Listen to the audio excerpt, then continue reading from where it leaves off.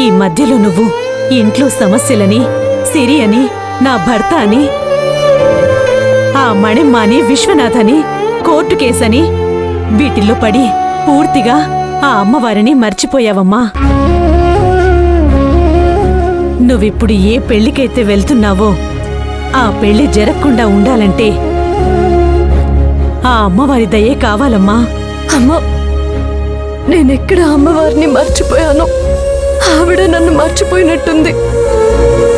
గుడికెళ్ళి పూజలు చేయలేకపోయినా ఆ అమ్మవారిని అనుక్షణం నా మనసులో తలుచుకుంటూనే ఉన్నానమ్మా. అలా కాదమ్మా, ముందు మనమిద్దరం గుడికెళ్ళి అమ్మవారి పూజ చేసిన తర్వాతనే నువ్వెక్కడికైనా వెళ్ళమ్మా.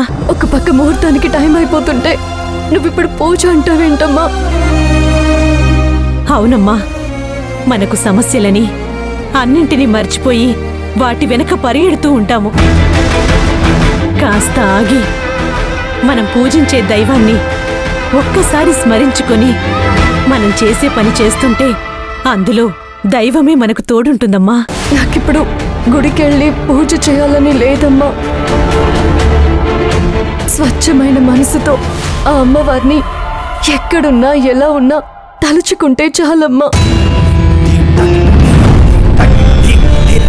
ఇప్పుడు కూడా నీ మాటలు వింటూ కూడా నేను అమ్మవారిని స్మరించుకుంటూనే ఉన్నానమ్మా. ఉండమ్మా, నువ్వు రావాల్సిన అవసరం లేదు. పోనీ నేనైనా గుడికెళ్ళి ఆ అమ్మవారి పాదాల చెంతున్న కుంకుమని నీకు బొట్టుగా పెడతాను. చూడమ్మా, అంత టైం లేదు, నన్ను వెళ్ళనివ్వు. సరే, నీ మాట నీదే కాని ఎవరి మాట వినవు కదా. ఒంటరిగా వెళ్తున్నావు, జాగ్రత్తమ్మా. నేనెక్కడికి ఒంటరిగా వెళుతున్నానమ్మా? నాకు తోడుగా ఆ అమ్మవారుంది.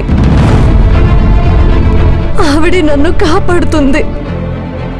పెళ్లి పీటల మీద నీ భర్తను చూసి నువ్వేమైపోతావోనని భయంగా ఉందమ్మా. ఇందాక నువ్వు అన్నావు కదమ్మా, అమ్మవారి పాదాల దగ్గరున్న కుంకుమ తీసుకొచ్చి నాకు పెడతానన్నావు కదమ్మా. ఏ ఆ తల్లికి తెలీదా అక్కడున్న కుంకుమ నా నుదుటికి చెందాల్సిందేనని? అందుకేనమ్మా ఆవిడ పాదాల దగ్గరే ఉండనివ్వు.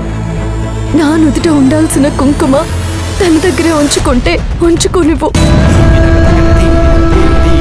సరేనమ్మా, నువ్వెళ్ళు. కానీ అమ్మవారిని స్మరించుకుంటూ ఉండు, అంతా నీకు శుభంగా జరుగుతుంది. సరేనమ్మా, నేను వెళ్ళొస్తాను.